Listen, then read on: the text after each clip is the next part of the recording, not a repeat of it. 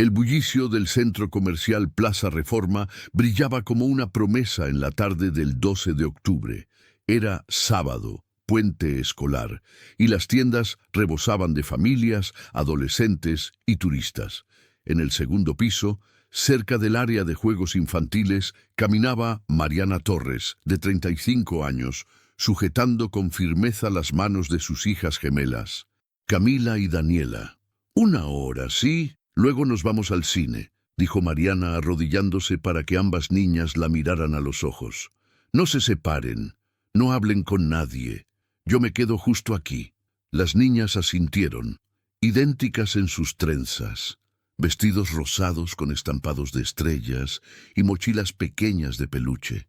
Camila era más impulsiva, Daniela más observadora. Ambas tenían esa conexión silenciosa que solo los gemelos comparten. Mariana se sentó en la banca frente a la entrada del área de juegos, sacó su celular y comenzó a revisar correos del trabajo. Levantaba la vista cada minuto.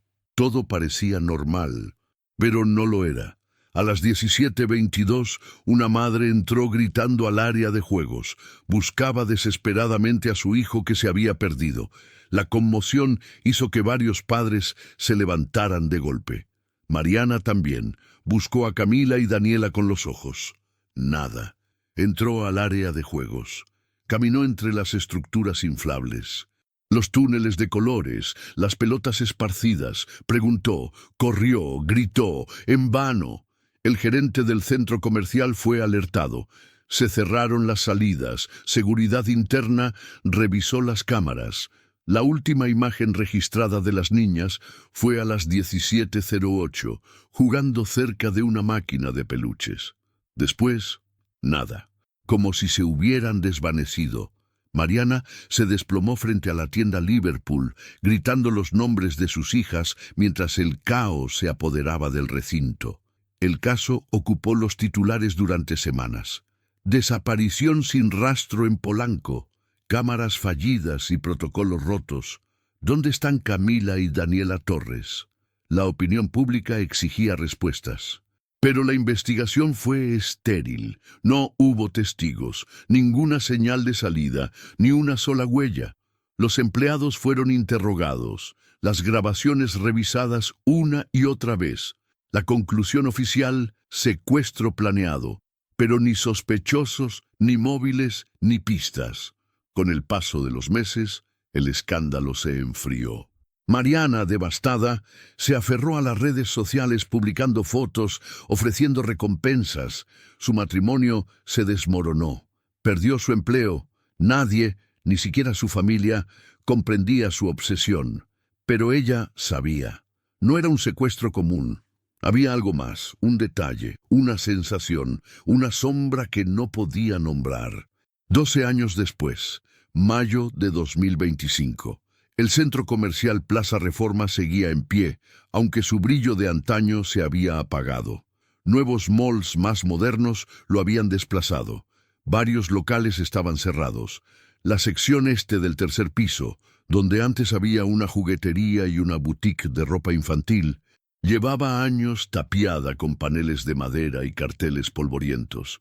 Marta Aguayo, 54 años, trabajaba en el turno nocturno de limpieza desde hacía 4 meses.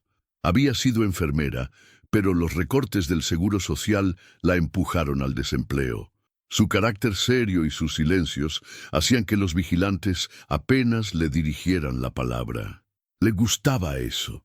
En las madrugadas recorría pasillos desiertos, fregaba pisos sucios y escuchaba a Chabela Vargas por su viejo reproductor. Aquella noche, mientras recogía bolsas de basura en la trastienda del antiguo local 3B, algo crujió. Una corriente de aire frío se coló por detrás de una estantería metálica. Marta frunció el ceño. El lugar llevaba años clausurado. No debía haber corriente alguna. Se acercó. Movió una caja húmeda, luego otra. Entonces lo vio. Una puerta metálica baja, oculta tras una lona rota. No tenía pomo, solo una ranura vertical oxidada.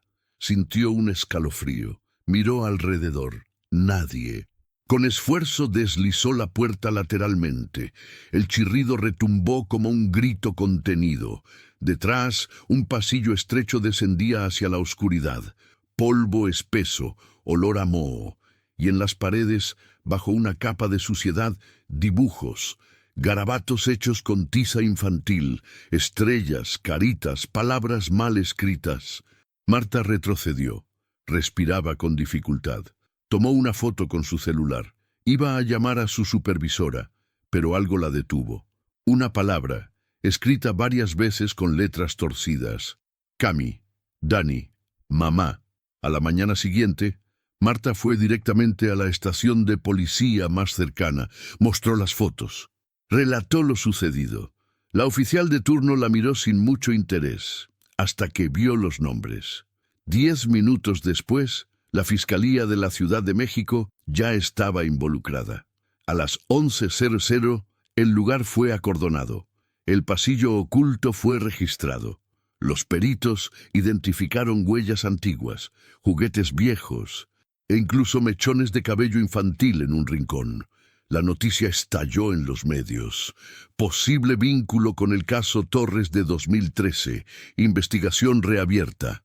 Mariana recibió la llamada en su trabajo nuevo, una biblioteca escolar en Iztapalapa, y se desmayó antes de oír la mitad de la frase. 12 años de espera, desesperación, rezos y medicación comprimidos en un «hemos encontrado algo». Cuando despertó, solo pudo repetir una pregunta. ¿Estaban vivas? La agente no respondió, solo dijo, «Necesitamos que venga, hoy mismo». Afuera del centro comercial, las cámaras regresaban, la prensa se agolpaba, los curiosos se amontonaban. Pero debajo de todo eso, en los niveles olvidados del Plaza Reforma, algo dormía. Algo que no debía haber estado ahí. Algo que comenzó mucho antes de 2013 y que aún no había terminado. La sala de archivos de la Fiscalía Central de Ciudad de México olía a humedad y papel viejo. Las carpetas acumuladas en estantes metálicos contaban historias de vidas rotas, casos sin resolver, rostros infantiles en blanco y negro con la palabra desaparecido impresa en la parte inferior. Ese era el lugar al que iban los casos cuando dejaban de ser urgentes, donde lo urgente era olvidado por lo nuevo. Julián Vargas, subinspector de delitos contra menores, hojeaba con inquietud el expediente original del caso Torres Luna. La carpeta, desgastada por el tiempo, estaba llena de incongruencias, declaraciones sin firmar, grabaciones mal transcritas y una nota manuscrita con tinta roja en la última hoja. No insistir con los locales cerrados. Orden superior. Esa frase lo inquietaba. En 2013 él apenas era auxiliar de investigación. Recordaba vagamente el caso, las gemelas desaparecidas, la falta de registros, la prensa encima, y luego el silencio, como si algo o alguien hubiera decidido enterrar la verdad.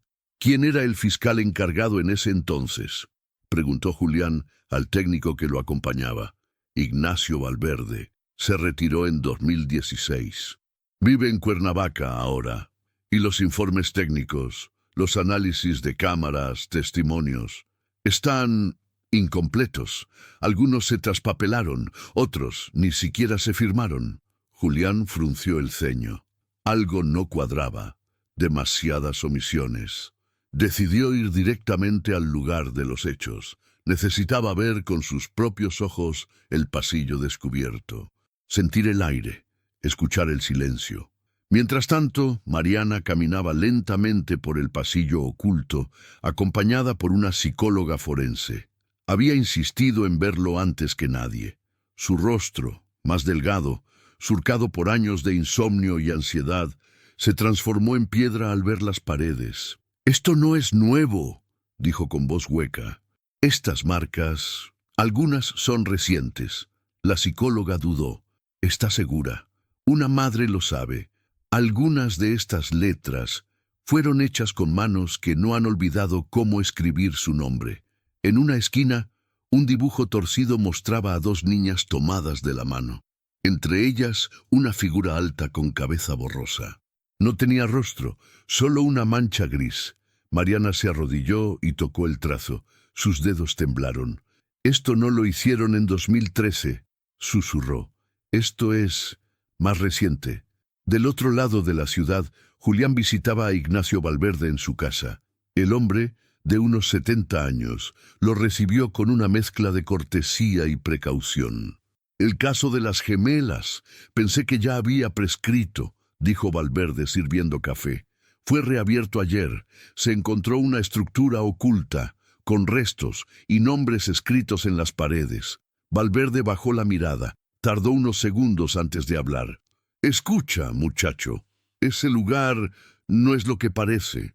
En 2013 intentamos seguir una pista interna. Había indicios de que ciertos locales del centro comercial nunca estaban realmente vacíos. Pero alguien intervino. ¿Quién? No sé. El día después de pedir una orden para inspeccionar los sótanos, recibí una llamada desde Gobernación.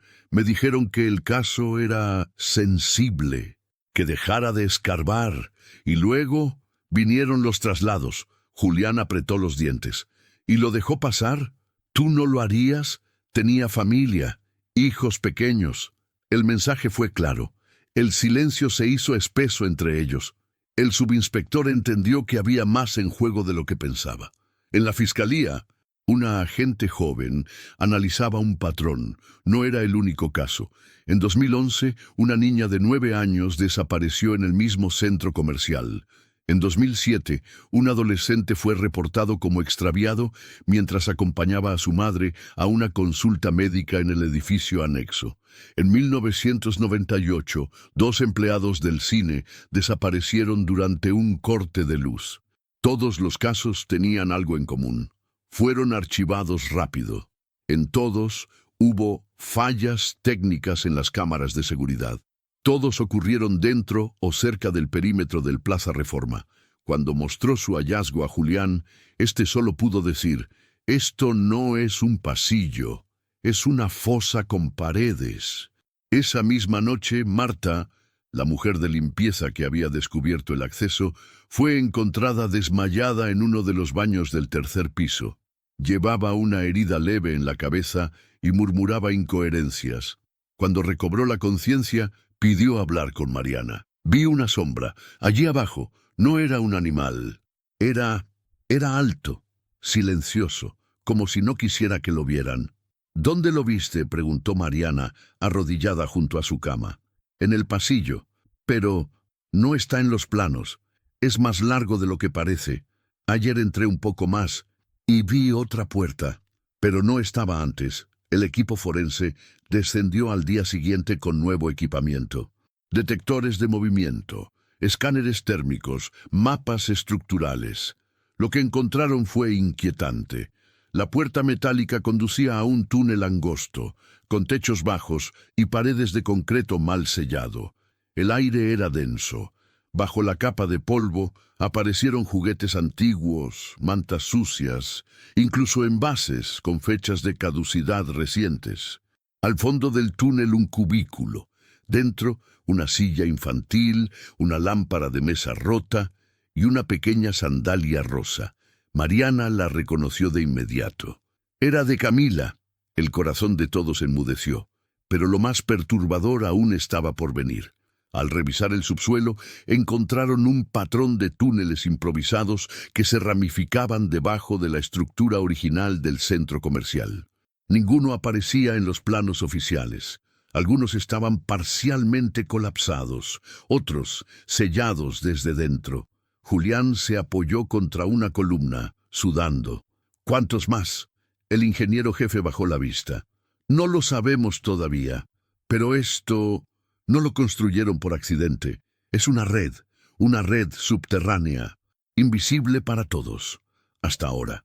En la pantalla de la sala de reuniones de la Fiscalía, las fechas comenzaron a alinearse una tras otra. 1998, 2007, 2011, 2013, 4 desapariciones, todas en el perímetro de Plaza Reforma. Julián Vargas contemplaba los nombres y las fotografías como si fueran parte de un rompecabezas sin bordes. No eran solo los casos olvidados, eran advertencias ignoradas. ¿Y por qué nadie conectó estos puntos antes?, preguntó. La joven agente de análisis criminal respondió sin apartar la vista del monitor. Porque estaban dispersos en distintas jurisdicciones. Algunos fueron archivados como fugas domésticas. Otros como accidentes. Nadie los relacionó. Hasta ahora, Julián sabía lo que eso significaba. Alguien los había querido mantener separados. Alguien había trabajado activamente para que esos casos no se tocaran entre sí. Y la pregunta más urgente no era quién, sino por qué. En un café cercano a la colonia del Valle, Mariana hojeaba su diario personal. Había traído consigo un cuaderno rojo, cubierto de marcas, recortes y anotaciones. Era su único registro constante desde 2013. Cada sueño, cada llamada sospechosa, cada rostro extraño visto en la calle, todo estaba allí. Me decían que estaba loca, dijo mientras tomaba un sorbo de café frío. Pero yo sabía que ellas no se habían ido. Yo lo sentía, como una presión en el pecho, una ausencia viva. Frente a ella, sentada con gesto compasivo, estaba Julia Navarro, periodista de investigación. Había retomado el caso Torres cuando era becaria en un periódico local, y lo había seguido a lo largo de los años. Ahora, con el caso reabierto, era una de las pocas que Mariana aún confiaba. ¿Recuerdas lo que publicaste en 2014? Aquello sobre el pasillo de servicios en el ala este, preguntó Mariana. Sí, pero fue censurado. Dijeron que era especulación. No lo era. Yo fui ahí esa misma semana, antes de que lo clausuraran. Había cajas apiladas, como si ocultaran algo. Julia la miró con seriedad. ¿Crees que ellas estuvieron todo este tiempo aquí? No sé, pero hay cosas que aún no me contaron. Julián y su equipo pidieron acceso a los registros de construcción del centro comercial. Tras varios días de presión legal, recibieron una carpeta con planos de 1992, año en que comenzaron las obras de Plaza Reforma.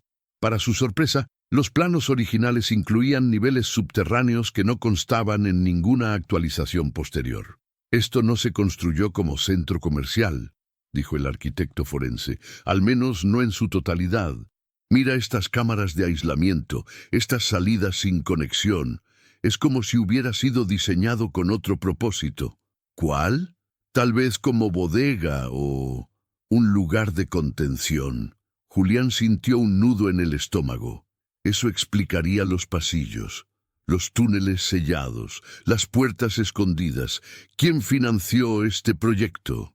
El nombre apareció varias veces: Fundación Lázaro, una organización privada que operó en los 90 como benefactora de proyectos urbanos, oficialmente desaparecida desde 2003. Pero en algunos documentos, la firma de su director seguía apareciendo: León Olmedo. Mariana reconoció ese nombre. Olmedo trabajó en la Comisión de Protección Infantil. Fue él quien firmó la negativa cuando quise abrir una denuncia paralela en 2015. Julia revisó en su tablet. Y también fue asesor en seguridad privada para centros comerciales. Entre ellos, Plaza Reforma. Las piezas comenzaban a encajar. En la noche del 4 de junio, un grupo de expertos ingresó a uno de los túneles laterales, esta vez con perros entrenados. A los 12 minutos de exploración, los animales marcaron una zona húmeda detrás de una pared de concreto improvisado. Al romperla, se reveló una pequeña habitación con colchonetas sucias, restos de comida y marcas en el suelo. Había señales de permanencia humana reciente, no de hace 12 años, reciente. «Esto es una cárcel», dijo Julián. Uno de los agentes forenses encontró en una grieta una prenda infantil parcialmente enterrada. En el forro interior, apenas legible, un nombre bordado a mano: Dani T. Al día siguiente, Mariana fue convocada para la identificación. «No queremos que la vea directamente, solo la prenda, y será voluntario», dijo la psicóloga. Mariana la tomó entre sus manos. Cerró los ojos. No lloró. solo murmuró: «Esto lo bordé yo, en abril de 2013, para su cumpleaños. La prenda fue enviada de inmediato a análisis de ADN. El resultado estaría en una semana, pero para Mariana no había duda. Estuvieron allí. Tal vez aún estaban. Julián tomó una decisión arriesgada: citar a León Olmedo a declarar, aunque fuera de forma voluntaria. Lo encontró en su residencia de Las Lomas, rodeado de seguridad privada y cámaras. «¿Sabe por qué estoy aquí?». Olmedo sonrió con cinismo. «Podría adivinarlo. Las niñas Torres, un caso viejo, muy viejo, pero aún sin resolver, y parece que su nombre sigue apareciendo». «Mi nombre aparece en muchas cosas, inspector. Eso no me hace responsable de todas ellas». «¿Y de esto?». Julián le mostró una copia de los planos originales del centro comercial, firmados por Olmedo. «Firmé cientos de documentos hace 30 años, no recuerdo cada uno». «¿Y este?». Le mostró una foto del pasillo con las marcas de tiza. Olmedo bajó la mirada. Solo un segundo. Luego dijo: «No tiene idea de los intereses que está tocando». «Tal vez, pero ahora ya no estoy solo». Esa misma noche, Mariana recibió un sobre anónimo debajo de la puerta de su departamento. Dentro había una fotografía borrosa. Mostraba a dos niñas en una habitación mal iluminada. Aunque el rostro de una estaba cubierto, la otra era inconfundible. Daniela, más grande, tal vez actual. En el reverso de la foto, una palabra escrita con tinta azul. El estacionamiento subterráneo de Plaza Reforma terminaba oficialmente en el sótano 3. Era lo que indicaban los planos entregados a la municipalidad, lo que constaba en el sistema catastral y lo que cualquier visitante del centro comercial podía ver. Pero en la madrugada del 7 de junio, un equipo especial de la Fiscalía, acompañado por técnicos en estructuras y un grupo táctico, encontró lo que durante años estuvo escondido. Detrás de un muro falso, oculto por una vieja caseta de mantenimiento abandonada, una rampa descendente cubierta de escombros revelaba la entrada a un nivel inferior. Sótano 4. No había señalización, no había iluminación, solo una humedad espesa y un eco que parecía multiplicar cada paso. «¿Está seguro de que debemos entrar?», preguntó uno de los agentes. Julián Vargas encendió su linterna. Su rostro tenso no dejó lugar a dudas. «Sí, aquí abajo hay respuestas». El pasillo principal estaba cubierto de polvo fino. Las paredes, revestidas de paneles de madera vieja, mostraban señales de humedad y carcoma. A los pocos metros, el grupo se dividió. Julián y dos agentes avanzaron por el corredor central, mientras los técnicos trazaban un mapa tridimensional en tiempo real. Pronto descubrieron habitaciones pequeñas, como cubículos de vigilancia o almacenamiento. Algunas estaban vacías, otras llenas de objetos que no cuadraban en un centro comercial. Archivadores metálicos con carpetas sin etiquetas, cajas con videocasetes, lámparas de rayos infrarrojos, incluso una camilla oxidada con correas rotas. «Esto no era mantenimiento», dijo uno de los técnicos. Julián se agachó frente a una caja polvorienta. Dentro encontró docenas de pulseras plásticas numeradas, como las que se usan en hospitales. Algunas aún tenían nombres escritos a mano: Anaí R., Jesús M., Daniela T. Su sangre se congeló. En una sala más amplia, cerrada con una reja reforzada, encontraron una especie de observatorio, un panel de monitores viejos, algunos aún conectados a cámaras obsoletas. Mostraba distintos ángulos del centro comercial. Pero lo más perturbador era que varias de esas cámaras apuntaban a zonas ocultas: baños deshabilitados, trastiendas, salas clausuradas. «¿Esto estuvo funcionando todo este tiempo?», preguntó un agente. «Algunas grabaciones tienen fechas recientes», confirmó el técnico revisando un monitor. «Mayo, abril, marzo. Una red de vigilancia clandestina. Nadie sabía de su existencia. Nadie la había reportado». Mientras tanto, Mariana revisaba una copia impresa de la fotografía que había recibido. Julia, la periodista, la había digitalizado y limpiado. El rostro de la niña era inconfundible. Daniela, más delgada, con la misma trenza que usaba de niña. Estaba sentada en una cama estrecha, en una habitación sin ventanas. Al fondo, una puerta metálica semiabierta. ¿Podría ser reciente?, preguntó Mariana con voz contenida. Es difícil saberlo, respondió Julia, pero hay detalles que apuntan a eso. La calidad del papel, la tinta. Esto no es viejo. Entonces, alguien quiere que yo sepa que la están reteniendo. Julia asintió, sin saber cómo aliviar el peso de esa posibilidad. En el sótano 4, el grupo de Julián encontró otra sala cerrada, esta vez con una puerta de acero y un lector biométrico oxidado. La forzaron con herramientas hidráulicas.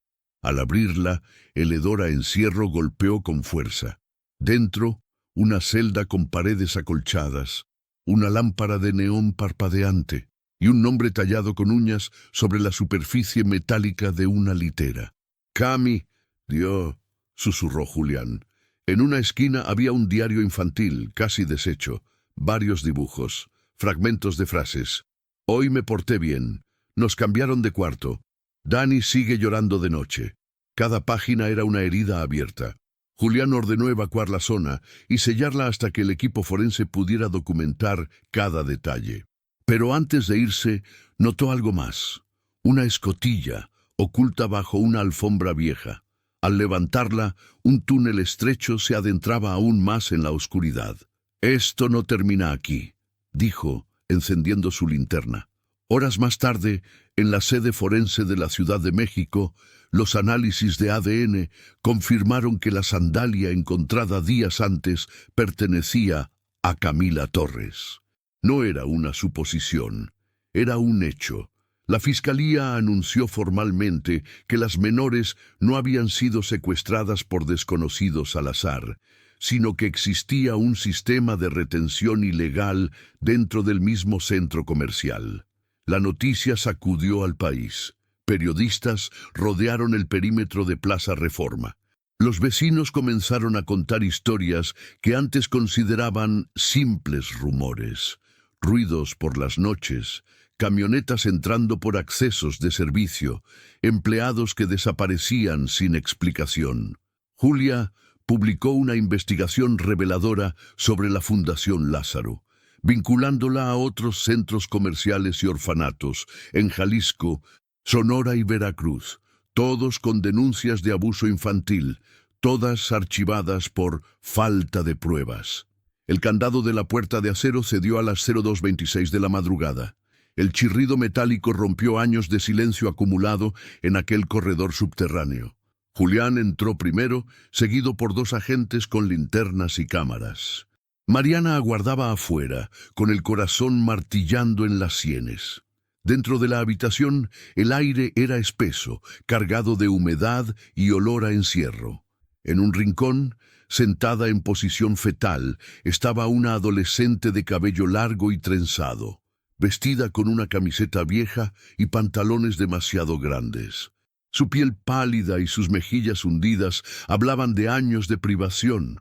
Al ver la luz, cerró los ojos con fuerza como si doliera. «Daniela», dijo Julián con voz suave.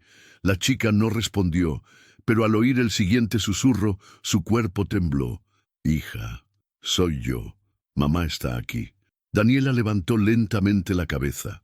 Sus ojos, grandes y oscuros, se llenaron de lágrimas. Con voz casi inaudible murmuró: «¿Mamá?». Mariana corrió hacia ella. La abrazó con desesperación, temiendo que se desvaneciera entre sus brazos. Las cámaras captaron ese momento. La Fiscalía lo editó antes de permitir su difusión, pero la imagen recorrió todo el país. La madre reencontrando a la hija, 12 años después, en los sótanos de un centro comercial. Daniela fue trasladada inmediatamente a una clínica especializada en trauma infantil. Durante las primeras horas no habló más. Respondía con gestos mínimos, evitaba el contacto visual y no toleraba la luz intensa. Mariana no se separó de ella. Dormía en una silla junto a su cama, sosteniéndole la mano.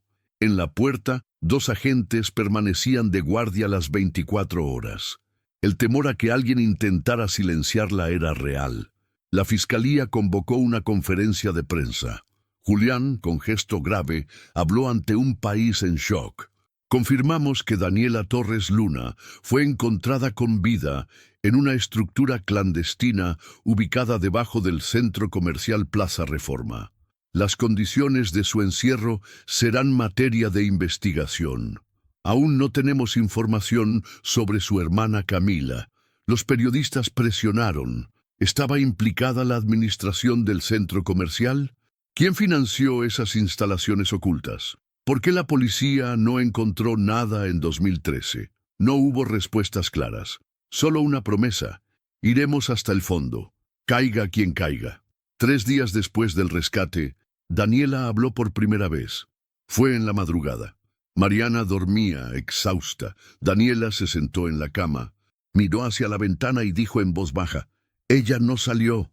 Mariana despertó, se acercó con cautela. «¿Quién, amor?» «Camila. La última vez que la vi fue en la otra habitación. Hace no sé cuánto». «¿Está viva?» Daniela dudó. Luego asintió lentamente. «Sí, pero luego ya no la escuché más. La cambiaron de lugar». «¿Quiénes eran, Dani? ¿Quién las tenía?» Daniela frunció el ceño. La respiración se le aceleró. Sus manos comenzaron a temblar. No me dejaban verles la cara. Siempre usaban máscaras, como de plástico, blancas. Mariana contuvo las lágrimas. No podía romperse. Tenía que ser fuerte por las 2. ¿Recuerdas algo más? ¿Nombres, voces? Daniela cerró los ojos. Una mujer, le decían la doctora. Era la única que no usaba máscara.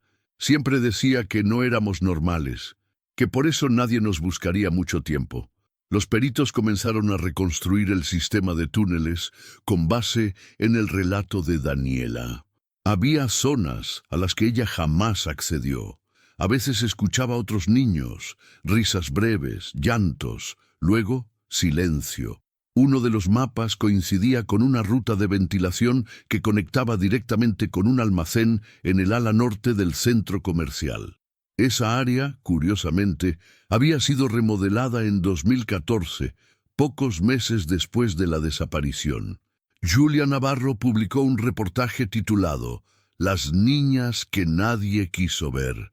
En él revelaba documentos internos donde se probaba que varios empleados del centro comercial habían reportado irregularidades en 2012 y 2013, puertas que aparecían y desaparecían, áreas que eran selladas sin explicación, cámaras desactivadas por error. Ninguna denuncia fue tomada en serio. Daniela fue entrevistada por un equipo psicológico forense. Su testimonio fue grabado en video para preservar su validez legal. Allí, con voz quebrada pero firme, dijo: «Nos decían que nuestras mamás nos habían dejado, que estábamos allí por una razón, que el mundo no era seguro. ¿Y tú les creíste?» «Al principio sí, pero Camila no. Ella siempre decía que mamá vendría, que solo teníamos que aguantar». «¿Qué más recuerdas de ella?» Daniela bajó la cabeza. Lloró por varios minutos. Un día se la llevaron y ya no regresó. La posibilidad de que Camila siguiera con vida mantenía la tensión al máximo. Se redoblaron los equipos de búsqueda. Julián pidió la colaboración de la Interpol ante la posibilidad de que hubiera habido traslados ilegales a otros estados o incluso al extranjero. La red que se ocultaba tras el centro comercial parecía mucho más amplia. Nombres de políticos, jueces y empresarios comenzaron a filtrarse. Todos relacionados, directa o indirectamente, con la Fundación Lázaro. Pero entre tanta oscuridad, un nuevo dato surgió. En el hospital donde Daniela era tratada, un trabajador de limpieza reconoció a la joven, no por su rostro, sino por su voz. «Esa niña la escuché hablar antes, hace un mes, en otro lado». «¿Dónde?» «En un almacén del otro centro comercial, el de Tlalpan. Yo estaba arreglando una filtración. Escuché a una niña decir, «Me llamo Dani, mi mamá me va a encontrar». Esa declaración cambió todo. Julián se levantó de inmediato. ¿Y si Camila está allí? El centro comercial Altavista Sur, ubicado en la delegación Tlalpan, tenía un aire distinto al Plaza Reforma, más moderno, con tiendas de lujo y una fachada impecable, parecía alejado de cualquier sospecha. Pero para Julián Vargas, todo ese brillo era solo un barniz. Aquel testimonio del trabajador de limpieza no podía ser ignorado. Solicita el acceso a los planos estructurales y quiero cámaras, personal de seguridad, historial de remodelaciones, todo. Ordenó mientras el equipo se preparaba para una inspección encubierta. Mariana fue informada al amanecer. Apenas había dormido. Daniela seguía frágil, pero ahora hablaba más. Su psicóloga le había explicado que los recuerdos vendrían en fragmentos, que debía tener paciencia. Pero cuando escuchó Altavista Sur, su rostro se tensó. Camila hablaba de un lugar con escaleras de cristal y un árbol en el centro. Pensé que era un sueño. Ese lugar existe, está en el vestíbulo de Altavista Sur, respondió Mariana, con voz trémula. A las 10:00 am, Julián llegó al centro comercial con una orden de inspección federal. El administrador se mostró colaborativo, aunque visiblemente nervioso. Aseguró que no existían zonas cerradas al público ni estructuras no registradas.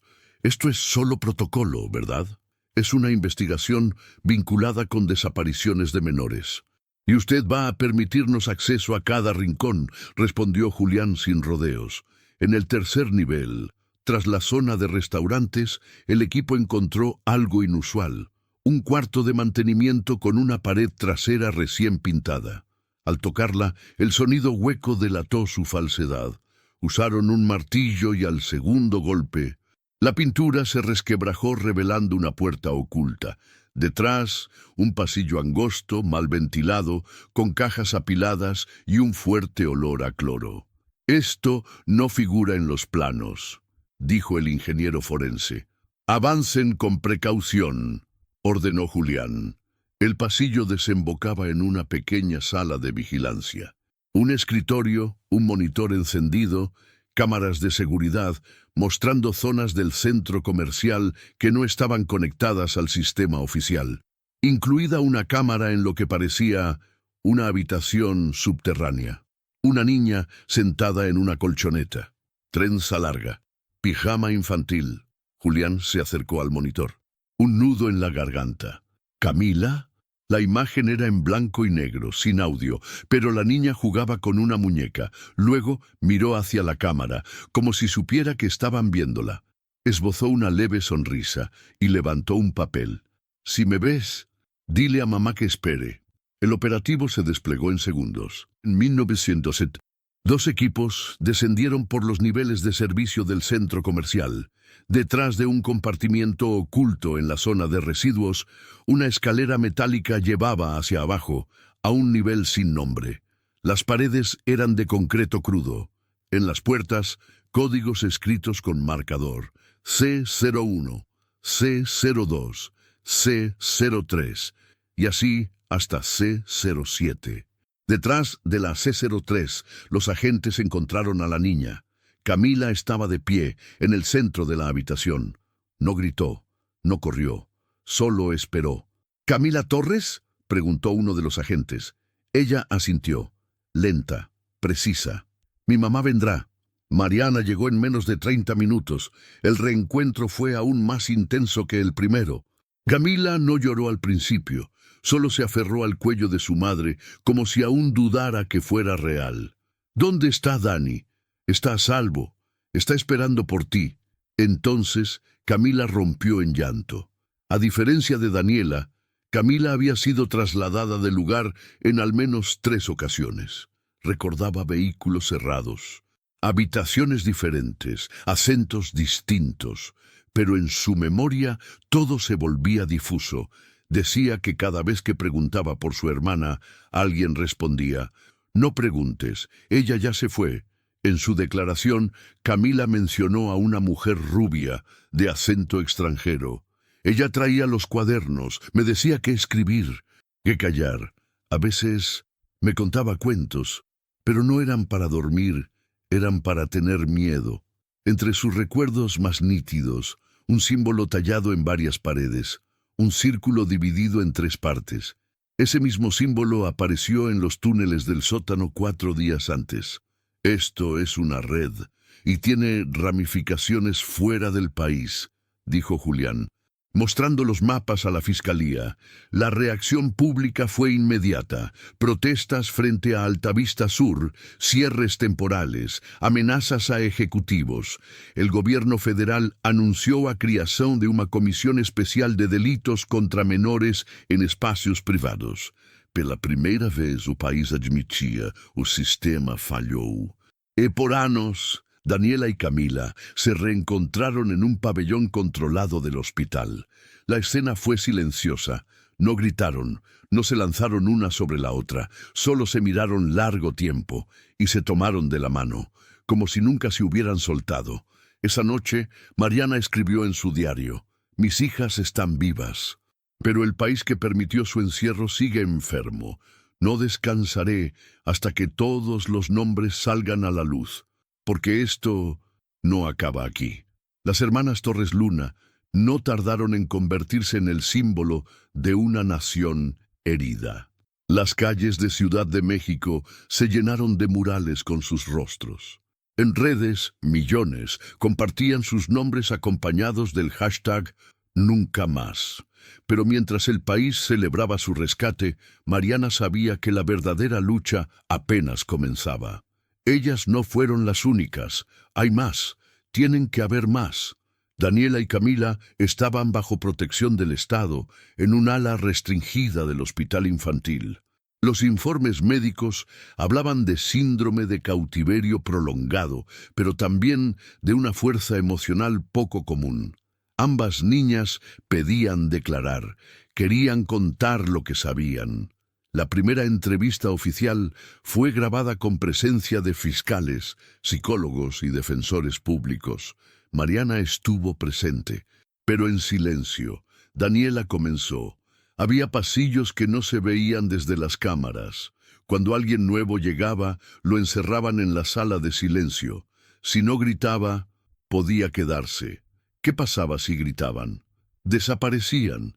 Los agentes no interrumpían, solo tomaban nota. Camila añadió: «Nos decían que afuera ya nadie nos buscaba, que nuestras mamás se habían olvidado, pero yo sabía que no era cierto. A veces escuchábamos noticias lejanas, y cuando eso pasaba nos aislaban por días. ¿Recuerdan algún nombre?». Las niñas se miraron. Camila asintió. Catalina. Ella venía cada mes, siempre vestida de blanco, pero también hablaban de un tal César. Nunca lo vimos, solo decían que todo pasaba por sus manos. Ese nombre encendió alarmas. Julián revisó todos los documentos incautados. César aparecía varias veces, siempre vinculado a transferencias, firmas falsas o supervisión de propiedades usadas por la Fundación Lázaro, pero nunca con apellido. Era un fantasma administrativo. Julia, por su parte, cruzó información con fuentes en la Fiscalía Anticorrupción. Una conexión surgió. César Nevárez, ex subsecretario de Bienestar en 2008, hoy retirado y viviendo en una hacienda en Hidalgo. Nunca fue imputado por nada, pero su nombre apareció en correos cifrados con remitentes ligados a redes de adopciones ilegales. Mariana exigió hablar. «Yo quiero enfrentarlo, a él, a Catalina, a todos». «Es muy arriesgado», advirtió Julián. «No me importa, 12 años me robaron. No voy a quedarme callada ahora». Esa misma noche, Mariana grabó un video. Lo publicó en redes.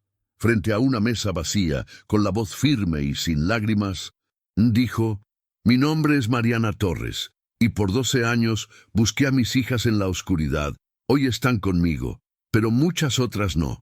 Hay nombres, hay estructuras, y si las instituciones no las tumban, lo haremos nosotros. Esta red no está muerta, solo se esconde, pero vamos por ella».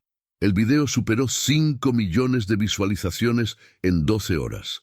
2 días después, Mariana recibió una amenaza anónima, una caja de cartón sin remitente, con una muñeca rota y una nota. Silencio, o vuelves a perderlas. La fiscalía la trasladó a un refugio bajo identidad protegida, pero ella ya no se detendría.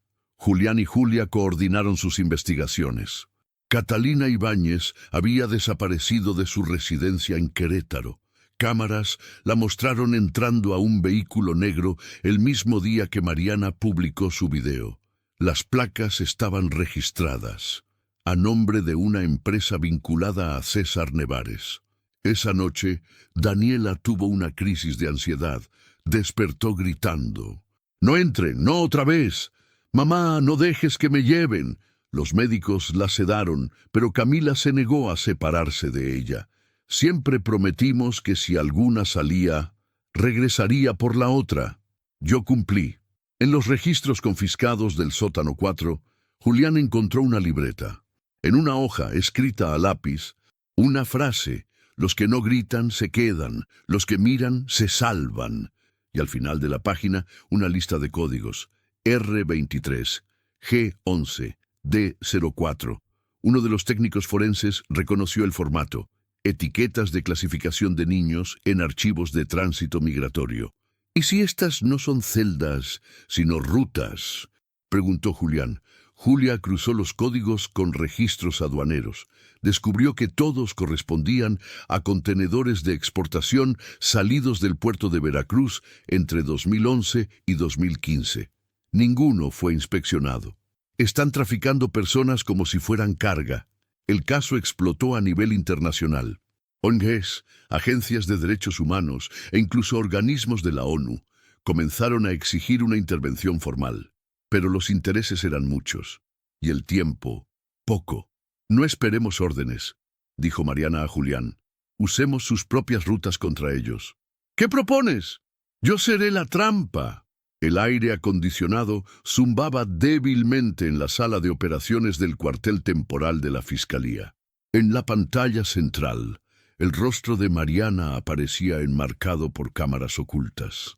Llevaba una blusa discreta, gafas oscuras y el cabello recogido. Su voz, entrenada por psicólogos en días de preparación, era firme. Actuaba como una madre desesperada, de bajos recursos, dispuesta a entregar a una sobrina para garantizar su supervivencia. Todo era una puesta en escena. «Mi cuñada murió. La niña es muy especial, pero yo no puedo con ella. Necesito que alguien la cuide. En serio». Del otro lado de la videollamada, una mujer de rostro anguloso, cabello gris recogido y una sonrisa tensa, observaba con atención. «¿Tiene foto?». «Sí, se la puedo mandar ahora». Mariana envió una imagen editada de una menor creada con IA, una mezcla de las facciones de Camila y Daniela. El rostro era convincente. La respuesta fue rápida. «Nos interesa, pero hay que moverla pronto. Los controles están apretando». «¿Dónde y cuándo?». La mujer miró hacia un costado. Alguien más estaba en la sala, afuera de cámara. «Mañana, Almacén 9, Puerto de Veracruz, nivel bajo. Pregunta por César, él te guiará». El nombre encendió todas las alarmas en la sala de monitoreo. «César confirmado», anunció Julián. «Es real». Esa noche, Mariana lloró sola, en el baño del refugio, no por miedo, sino por la rabia contenida. Había ensayado cada palabra, cada gesto, pero el simple hecho de fingir que entregaría a una niña la destrozaba por dentro. «Que esto valga la pena», susurró. «Que sea el final».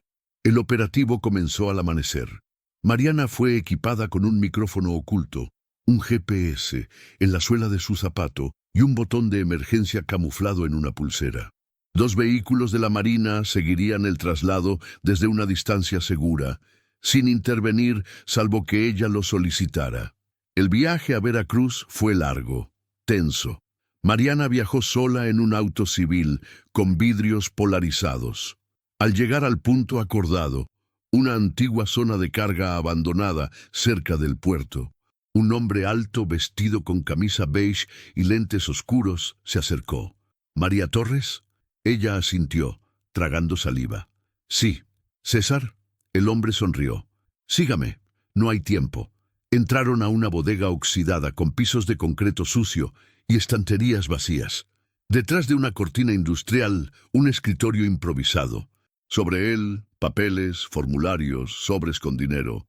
Necesito firmar primero, dijo él. Protección, discreción, lo de siempre. ¿Y la niña?, preguntó Mariana. Vendrá luego. Primero aseguramos el acuerdo.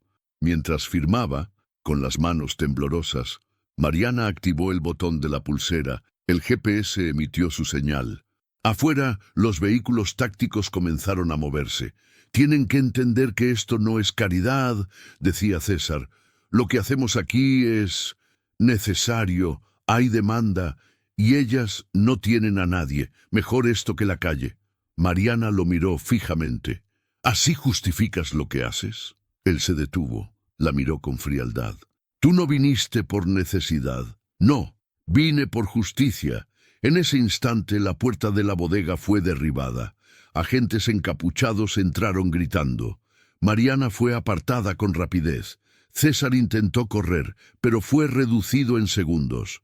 «Policía Federal! Está arrestado por tráfico de menores, secuestro agravado y asociación criminal». El operativo fue transmitido en vivo por varios medios. Al saberse que Mariana había sido parte del señuelo, la opinión pública estalló. Para muchos, era una heroína. Para otros, el rostro humano de un país fracturado. César Nevares fue trasladado bajo máxima seguridad a Ciudad de México. Durante los interrogatorios, negó conocer a las niñas Torres. Pero luego, ante las pruebas, videos, registros, testimonios, su arrogancia comenzó a desmoronarse. «No eran mías, solo seguía órdenes. La red es más grande. Yo solo era logística. ¿Quiénes están encima de ti? No puedo decirlo. Me matarían. Y a ustedes también». Al día siguiente, Julia recibió un mensaje cifrado de una fuente anónima. «Felicidades. Tocaron al segundo. Pero el primero sigue activo y más cerca de lo que creen». Adjunto, un nombre. Ignacio Valverde. Julián no lo podía creer. Valverde, el fiscal original del caso en 2013. El mismo que dijo haberse retirado por amenazas. Había mentido todo este tiempo. Tal vez se hizo pasar por víctima. Tal vez nunca se fue, dijo Mariana cuando le informaron. «Tenemos que enfrentarlo. No podemos dejar que muera sin hablar». «No, esta vez voy con ustedes». Esa noche, Daniela escribió algo en su diario. «Cuando el miedo no se nombra, se vuelve dueño de todo. Pero ahora, mamá tiene el control». La residencia de Ignacio Valverde estaba ubicada en un barrio cerrado a las afueras de Cuernavaca. Jardines impecables, cámaras de vigilancia privadas y una reja que abría solo con códigos. Desde su retiro en 2016, el exfiscal vivía entre sombras, protegido por años de silencio y contactos de alto nivel. Nadie lo había tocado, hasta ahora. Julián Vargas encabezó el operativo. Mariana estaba en una camioneta blindada a pocos metros, observando en silencio. Ya no temía. Solo quería oírlo con sus propios oídos, verlo con sus propios ojos y preguntarle por qué. «Señor Valverde», dijo Julián entrando al salón principal, «venimos a hacerle unas preguntas. Tiene derecho a guardar silencio, pero no a mentir». El hombre, ahora en sus 70, sonrió con una mezcla de arrogancia y resignación. «Así que finalmente me encontraron. Nunca nos fuimos.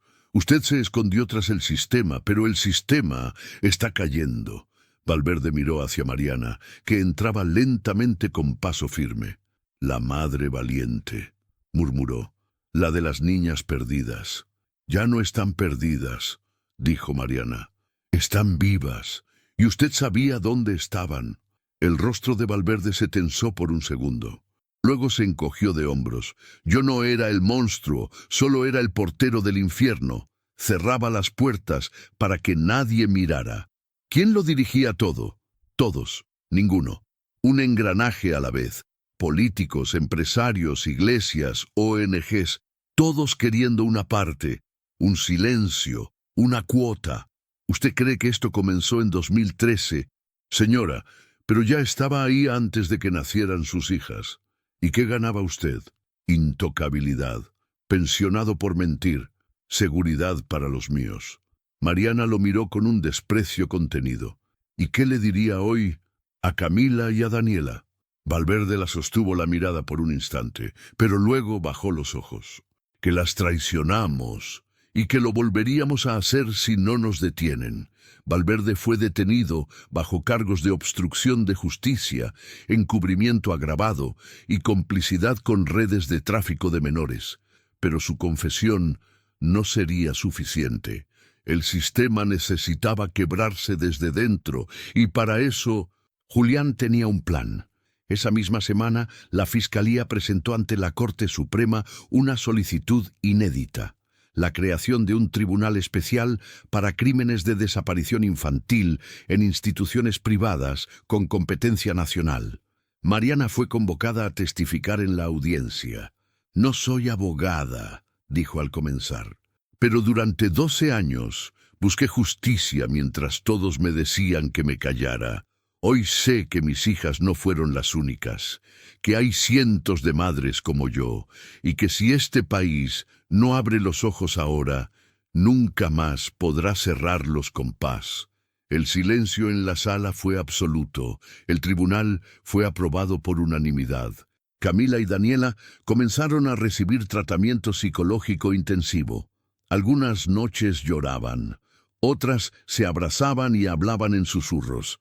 A veces pedían dormir con la luz encendida, pero también comenzaron a reír, a caminar sin miedo, a mirar por la ventana sin temer ser vistas. «¿Crees que algún día esto se va a olvidar?», le preguntó Camila a su hermana. «No, pero aprenderemos a vivir con eso». Mariana recibió una invitación para hablar ante la ONU. Decidió rechazarla. Dijo que prefería quedarse en casa, cocinando para sus hijas, ayudándolas a estudiar. Pero envió una carta que fue leída ante la asamblea.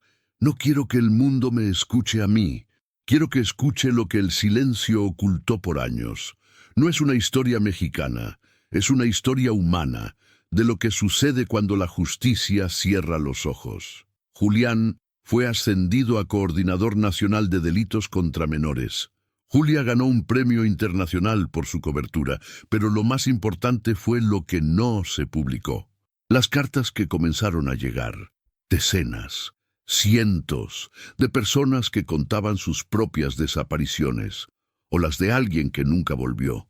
Nombres, fechas, lugares, todos los secretos que por años nadie quiso escuchar, ahora salían a la luz. Un día, Mariana encontró a Daniela escribiendo en una hoja. «¿Qué haces, amor? Una historia sobre 2 niñas que se perdieron, pero que se encontraron otra vez. ¿Y cómo termina?». Daniela pensó un momento. «Con un país que, por fin, decidió no olvidar. A continuación, escribiré el capítulo 11, epílogo final que mostrará el destino de los personajes años después, el legado de la historia y cómo el país enfrentó las secuelas. A continuación, el capítulo 11 y epílogo final de la historia. Gemelas desaparecen en un centro comercial. 12 años después, una trabajadora de limpieza descubre algo detrás del almacén. Idioma: español. Ignacio Valverde vivía en una casa de campo en las afueras de Cuernavaca.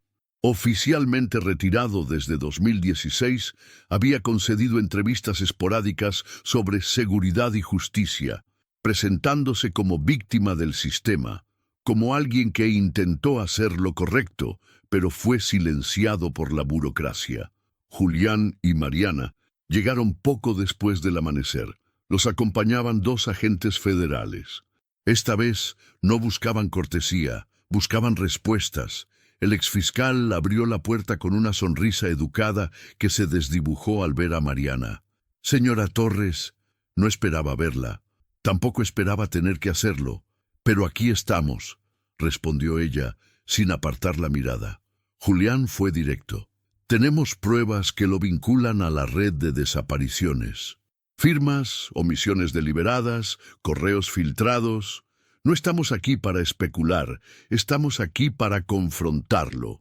Valverde retrocedió. No intentó negarlo. Caminó hacia su estudio, seguido por todos.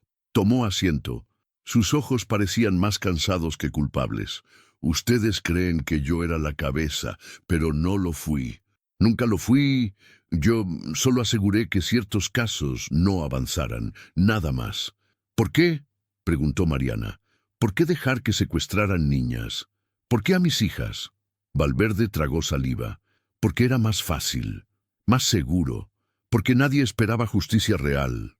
Y cuando vi que la red era más grande que cualquier fiscalía, decidí sobrevivir. ¿Quién estaba por encima?, insistió Julián. Valverde suspiró, abrió un cajón, sacó una carpeta con documentos amarillentos. Esto es todo lo que tengo. Transferencias, nombres, direcciones. Pero les advierto, no van a querer lo que encontrarán. La carpeta era un mapa completo. Centros comerciales, clínicas infantiles, instituciones privadas, todos conectados a través de fundaciones pantalla. El Epicentro, una consultora legal en Monterrey dirigida por una familia con vínculos a políticos y jueces. La red no era una serpiente, era un árbol, y sus raíces llegaban hasta las más altas esferas del poder. Si publicamos esto, dijo Julia al revisar la carpeta esa noche, puede caer medio sistema.